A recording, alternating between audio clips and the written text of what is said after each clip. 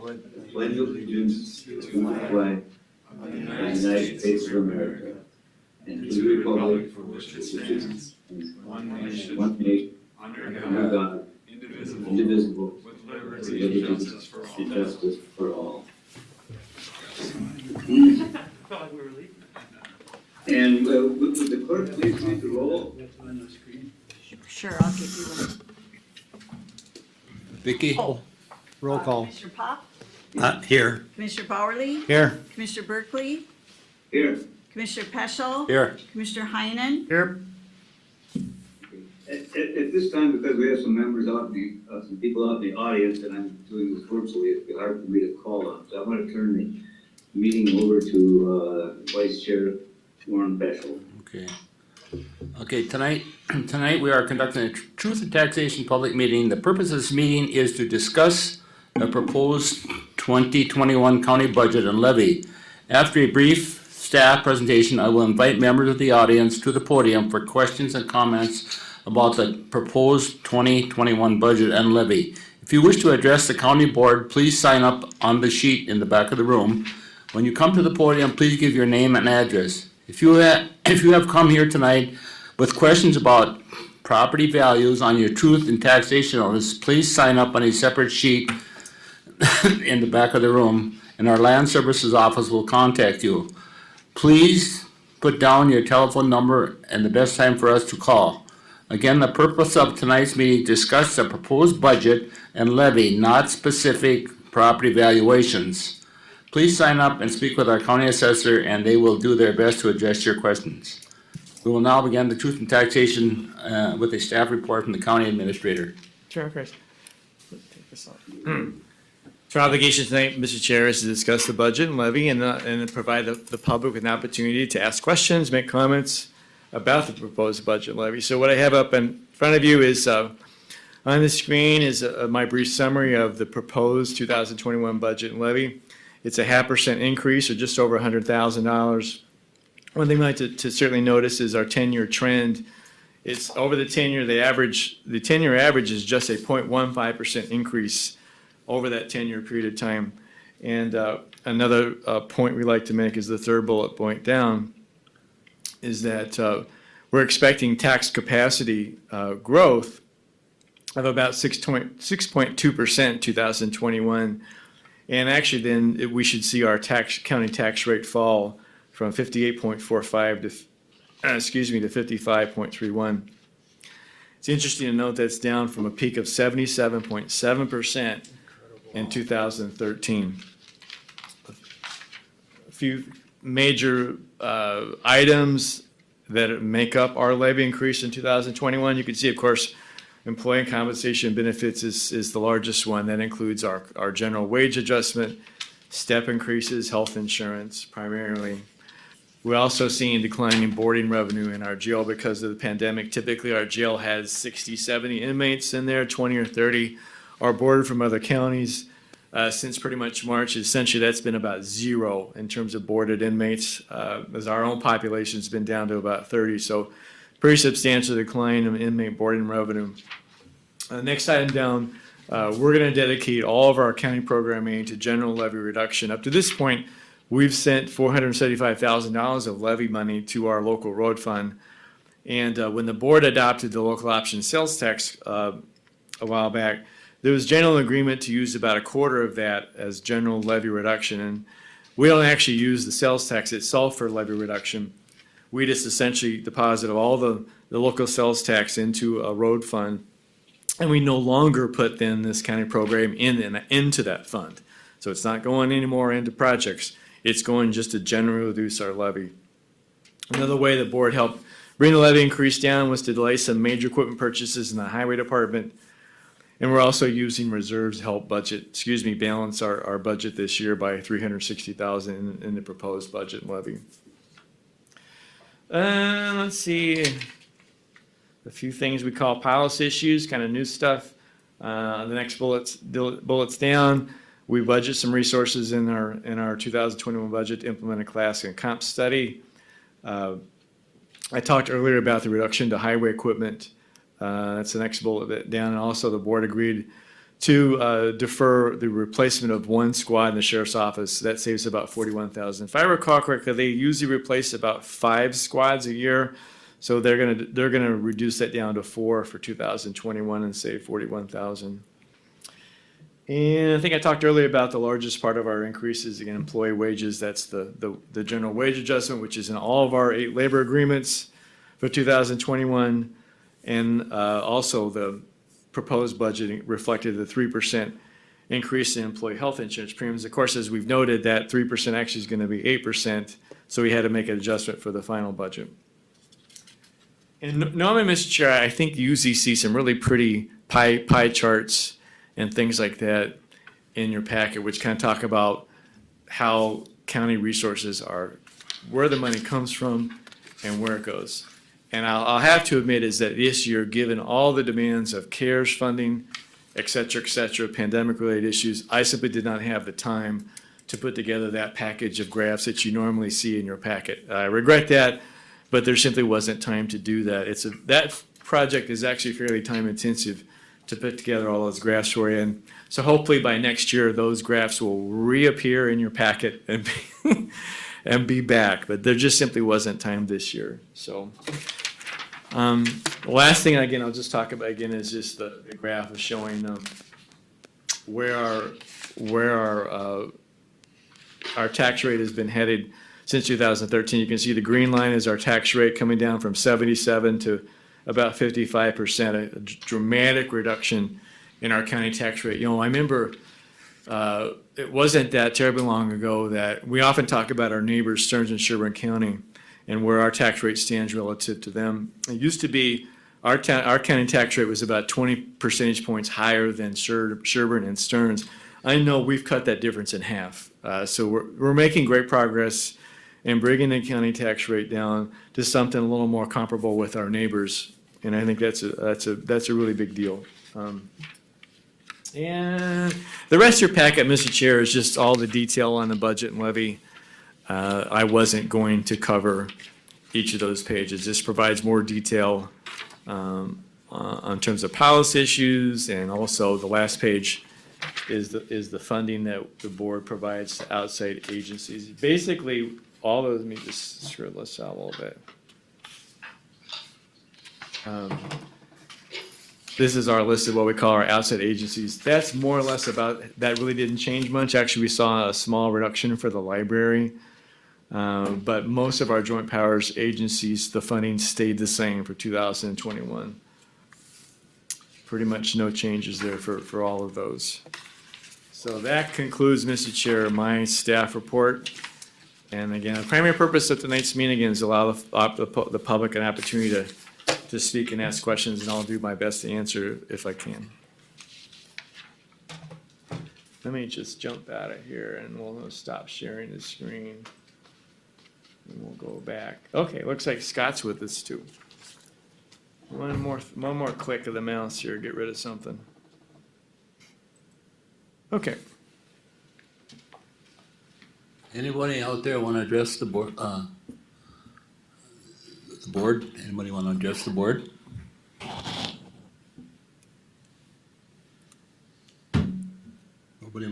Nobody wants to address the board?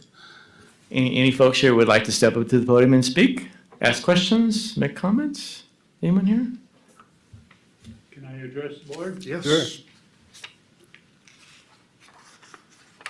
My name is David Wilson. I live at 7595 Ronnaby Road in Ronnaby. And I've been waiting for an opportunity to address the board. I've addressed several members individually. And over my history is in about 1976, I purchased what was known as Charlie Appert's Cabbage Patch on the south side of Highway 23 in the city of Ronnaby. And I kept it for a while, and I eventually ended up making it my home. And since the time I've been there, I have had some troubles. I also had Ronnaby Liquor Store for 13 and a half years. And I had issues, and I called in an individual from SCORE, the Senior Corps of Retired Executives, to explain my situation. And he was totally appalled. And he said, why do you live in a country like this, of all the harassment and discrimination that I've been through for the last, 26 years, and I've addressed a number, again, a member of the board on the subject. And as far as it got my attention of the county budget, I read it in the Foley paper, and I was quite impressed of the money that you folks deal with. And I was here this morning and watched you 3 people, I think, retiring. I, as a county resident, don't feel sorry for you, do feel sorry for you for, as Dwayne mentioned, the harassment that you sometimes take on the situation. And way back when, I was visiting with a fellow who was getting ready to retire, and he was kind of questioning about it. And to tell the truth, I said, who the hell would want the job? And I put my name on the list one time, and when I got to thinking about it and watched what was going on, I very quietly bowed out, because there was more people who had relatives that would vote more than I did. But anyway, I have what is, I wonder who I was talking about. Thanks, Dave. Anyway, I'm here for the situation that I developed that south side of Highway 23 into what is known as Wilson Addition, and I gave a map over there. It's divided up into 10 lots. And the first deal I ran into is somebody on the board said that it was an illegal plot. And with that information and some other things, that was total lies. It was just old vacant farmland, but the property was actually R3 in the city of Runabee. And I had the your board or one of your departments here, planning and zoning, couldn't do anything about it because it was in the city of Runabee. So they turned it over to the state of Minnesota Highway Department, and they enforced the deal that they had the right of way. So they took out what was known as Railroad Avenue, which went down to the railroad station, and declared it, told the state that it was only an old vacant farmland. So therefore, that's the type of opposition I had.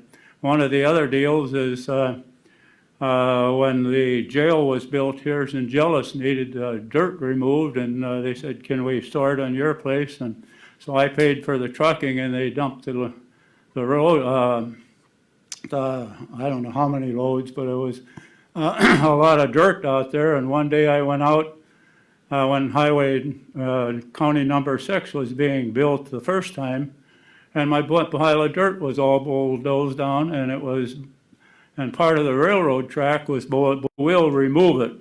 Well, I took them over to the railroad track where the dirt was bulldozed down, and they were standing there and shaking their head just as you did, Mr. Barley.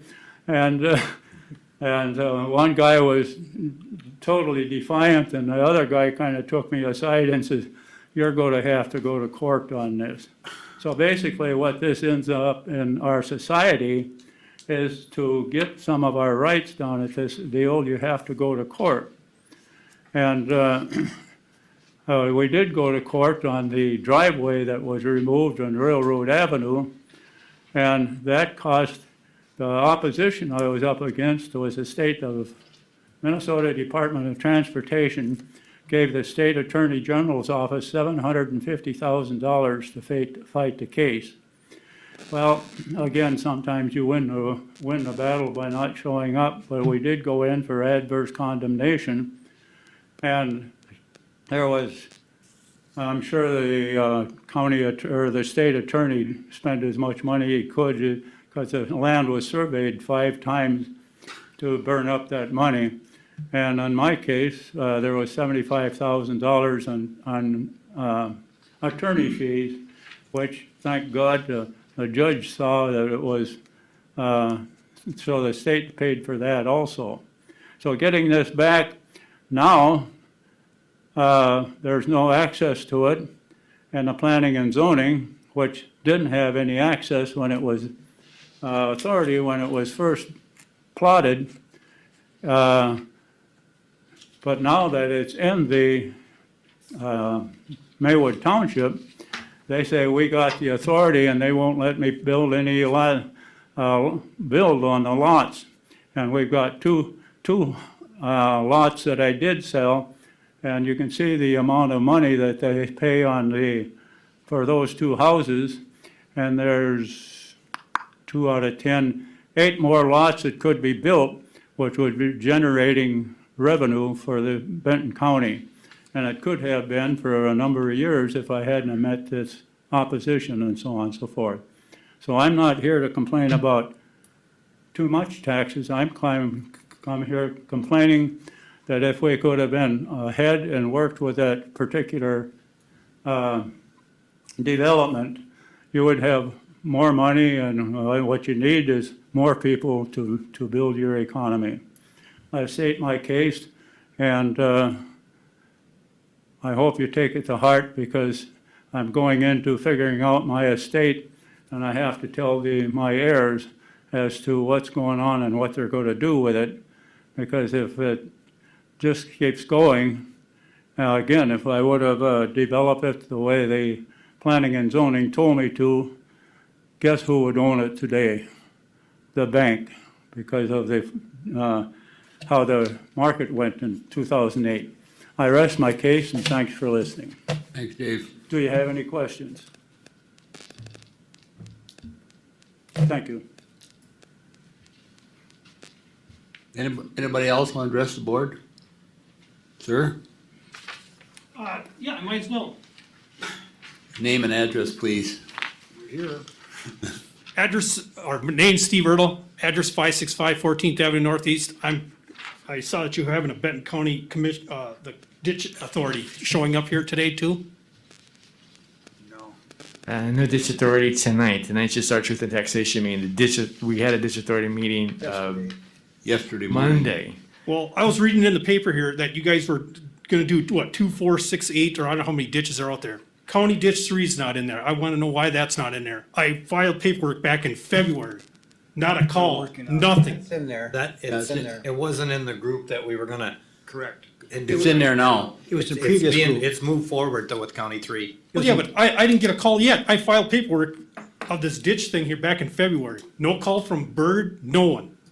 Burkle's my commissioner, nothing. No call, nothing there. And there's an article in the Foley paper here, I don't know, a month or two ago. Chris Bird had an article in there about ditch cleaning. He said there's someone watching these ditches. Well, I like to know who's watching County Ditch 3. It's not a ditch, it's a flooded lake right now. And I wanna know why that's not being cleaned out. The east side of, It's in the it runs process. under Highway 10. It's in the process. In the process. Yep. Yep. It's Well, on- it's what's on in the list. process, 10 years from now or No, what? I don't, No. no. I've been talking about this 30 years now. We realize that. We're way behind on ditch cleaning. Nobody filed a petition until just recently, and now the Right. process is in place, and it'll probably take a year. The ones that were stated in the paper were the ones that were not in process at this time. We're gonna go through all the county ditches in the near future, but 3's not being, I don't know if they did the benefited acres yet. I don't think we got that far. But they were in the first group. They were in the Right, first first group of, They were in the first it group. was 3, 7, 6, or 3, 6, and 14. Yep. Well, they can't even clean the gutters out, or the east side where it runs under Highway 10. Yeah. They can't even go clean that out? It's full of crap, it's not draining. Actually, under Highway 10, we have no jurisdiction over that. That's Even up to highway. the grade? I believe that's up to the highway. So the Minnesota Department has to be notified then? When we clean, they'll have to be there Yeah, too. but it's in the process. It's in the process. All right, thank you very much. You bet. I guess we have nobody else, Monty. I was hoping that before Steve's leave, you could give me a phone number and I can ask Chris Bird to give you a call. Okay. So before you leave, can you give Vicky your phone number? Okay. Thank you. Yeah. Nobody else? Anybody on? I see Scott's up there and Nadine. If I had nothing more, sir. If not, we'll have to adjourn. I move we adjourn. Second, Second, yep. roll call. Commissioner Pop, Aye. Commissioner Bowerly, Aye. Commissioner Berkeley, Aye. Commissioner Peschel, Aye. Commissioner Heinen. Aye. We are adjourned. Thank you, Commissioner Berkeley, and good night. Yep. See Yeah. that time up there? Yep. You got your report. Right on the money. Neither one of them. That's pretty good, sir. I mean, to take somebody that's been there See that time, Ed? What? On their sheet, see that time? and time? I'll be sure to email him tomorrow. Okay, thank you very much. When they're supposed to get done, you see that? Oh, 7:20. Whoa, that's good. Way to go. Yep. It comes right down, I found out, it comes right up by the new park you're putting in there, where that drains. I didn't know that till this. So we went to the that, park. so we went to view the park that day, yeah, through BEP. Yeah, and Chris knows about that, cause I also told him. I had a meeting out there with Chris Yeah. and Done for a who's the while. contractor crushes the concrete and asphalt. Oh, Thanks for coming in, Mike. Are you guys done now? Yep, we're done. Anyway, I met with him Thanks, out there. Dave. He had Thanks for the update. drainage there too, so. All right, Vicki, you have a good night. That's all Yep, got do you started. wanna grab that, I did, I put it in you, our you office got the already. sheet already?